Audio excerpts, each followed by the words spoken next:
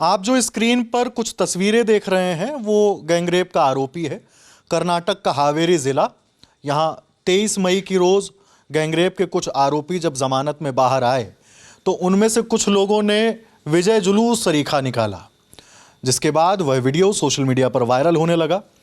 दरअसल साल 2024 की बात है। एक गैंगरेप की खबर सामने आती है और इस मामले में 7 लोग इसमें आरोपी बनाए जाते हैं और ये पूरा मामला अभी चल रहा है। और ज़मानत पर बाहर आए लोग किस तरीके से तमाशा दिखा रहे हैं, किस तरीके से विजय जुलूस निकाल रहे हैं, इसको लेकर लोगों में, जो सोशल मीडिया है उस पर लोगों में बहुत नाराज़गी है। जो स्थानीय लोग हैं उनमें बहुत नाराज़गी है। क्या है पूरी खबर, मेरे साथी नावेद बताएंगे। नावेद, क्या अब तक अपडेट्स आए हैं? देखिए, सबसे पहले मैं आपको बता दूं कि ये जो विजुअल्स जो हमारे दर्शकों ने अभी सबसे पहले देखे वो एक रोड शो के थे और बताया जा रहा है कि खुले हाथों से ये जो आरोपी हैं उनका स्वागत किया गया। जो कर्नाटका एक गैंगरेप हुआ था वहाँ पर, उसके आरोपी हैं, उनको ज़मानत जैसी ही मिलती है तो इन शब्दों का भी प्रयोग किया जा रहा है सोशल मीडिया पर कि हीरो की तरह उनका स्वागत किया गया वहाँ पर। और हमारे चूंकि पत्रकार, इंडिया टुडे के पत्रकार सगाए राज वहाँ से रिपोर्ट करते हैं, तो उन्होंने वहाँ से एक रिपोर्ट भेजी है जिसके हवाले से कुछ जानकारियाँ हम अपने दर्शकों तक पहुँचा रहे हैं। तो जैसा आपने बताया, कर्नाटक के हावरी ज़िले में ये सब कुछ हुआ। तो जो गैंगरेप का मामला था वो जनवरी 2024 का था, यानी 1 साल से ज़्यादा बीत चुका है उसे। और इस गैंगरेप के 7 आरोपी थे और हाल ही में उन्हें वहाँ का जो लोकल कोर्ट है, स्थानीय कोर्ट है, वहाँ से उनको ज़मानत मिली, जिसके बाद वो रिहा होते हैं। और ज़मानत मिलने के बाद ही ये जो पूरा रोड शो के विजुअल्स आ रहे हैं जो इतने बड़े लेवल पर किया गया था, ये बड़े लेवल का रोड शो वहाँ से निकाला जाता है। और जिसके बाद वहाँ की जब जनता ने उसे देखा तो उसके बाद उनको फिर वहाँ पे गुस्सा लोगों के अंदर आता है और नाराज़गी देखी जाती है जनता के अंदर। मेरा अगला सवाल ये है कि इनमें ये जो आरोपी हैं इनके नाम क्या थे और इन्हें ज़मानत क्यों मिली?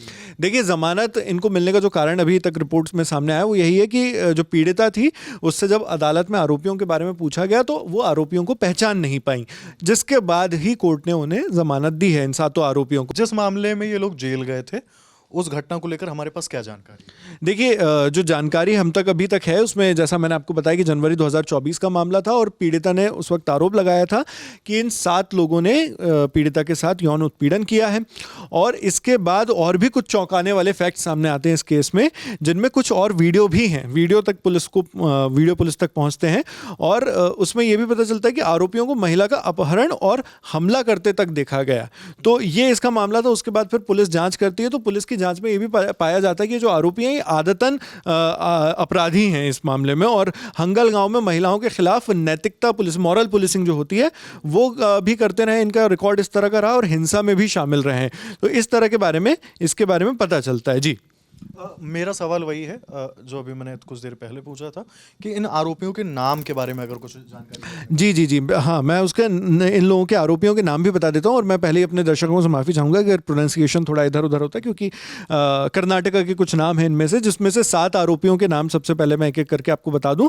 इसमें आफ्ताब चंदन कट्टी है, एक मदार साहब मंडक्की है, समीउल्ला ललनावर है और मोहम्मद सादिक आगासिमानी है, शोएब मुल्ला है, तौसीफ छोटी है और रियाज सवी केरी है। ये सारे जो हैं हावेरी के सेशंस कोर्ट में इन लोगों के ऊपर केस चल रहा था और वहीं से ये लोग जमानत पर रिहा हुए। और एक और सवाल जो आपने हिमांशु पूछा था इस रोड शो के बारे में, तो उसके बारे में पता चला है कि वहीं से जो सब जेल है वहाँ का हावेरी का, वहीं से ये रोड शो शुरू हुआ और लगभग 25 किलोमीटर तक के चला। ये एक अक्की अलूर शहर है, वहाँ तक के ये रोड शो चला और 5 गाड़ियाँ इसमें शामिल थी। इसका पूरा काफिला चल रहा था और सोशल मीडिया पर जब इसके वीडियो बनते हैं तो सोशल मीडिया पर तेजी से वायरल होते हैं।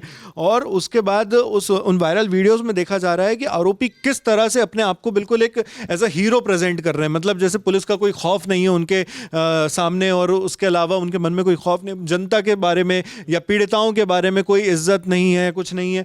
इस तरह से बिल्कुल वो ओपन कार के अंदर नजर आते हैं। और जो अक्की अलूर की जो मेन रोड्स हैं उस पर एक प्रकार से मार्च निकालते हैं वो लोग और ये होता। और मामले की मैं एक चीज़ और बता दूं आपको, इसमें हिमांशु जोड़ दूं कि पीड़िता ने बाद में मजिस्ट्रेट को बताया कि आरोपियों ने उसे होटल से बाहर ले जाकर और भी हमले किए और फिर से उसे एक लॉज के पास छोड़ दिया था।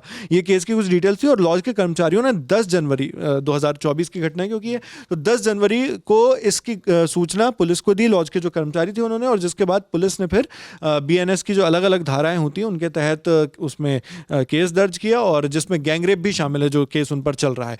तो इन केस के ये आरोपी हैं फिलहाल जो इस तरह से वीडियो बना रहे थे। जी, इस पूरे मामले को लेकर हमारे साथी सौरभ के पास भी कुछ ज़रूरी अपडेट्स हैं। मैं चाहूंगा कि वो आए और हमें उन जो नई चीज़ें आई हैं, नई जानकारियां आई हैं, उनके बारे में बताएं।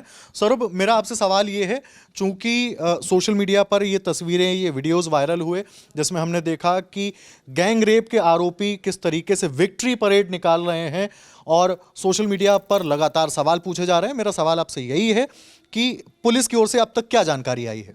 पुलिस ने बताया कि जब ये परेड निकाल रहे थे तो विक्ट्री साइन और जो नारे लगा रहे थे वो जब बहुत आलोचना हुई इस पर, तो पुलिस ने एक्शन लिया और पुलिस ने रैश ड्राइविंग और जो गलत गैरकानूनी तरीके से इकट्ठा होने का जो एक कानून है उसके तहत उन्होंने कार्रवाई की है और उनमें से 7 में से 4 लोगों को भी पकड़ लिया, उन्होंने हिरासत में ले लिया है और कोर्ट में इसकी याचिका दायर की है कि इनकी जमानत जो है वो रद्द की जाए। अभी उस पर कुछ अपडेट नहीं आया कि कोर्ट की तरफ से क्या वो हुआ है, पर पुलिस ने ये बताया है। अधीक्षक हैं अंशु कुमार श्रीवास्तव, द हिंदू की रिपोर्ट में ये कोट किया गया है। जी, अब तक इस मामले में जो भी अपडेट्स आए हमने आपके बीच रखे। देखते रहिए दी ललन टॉप। शुक्रिया।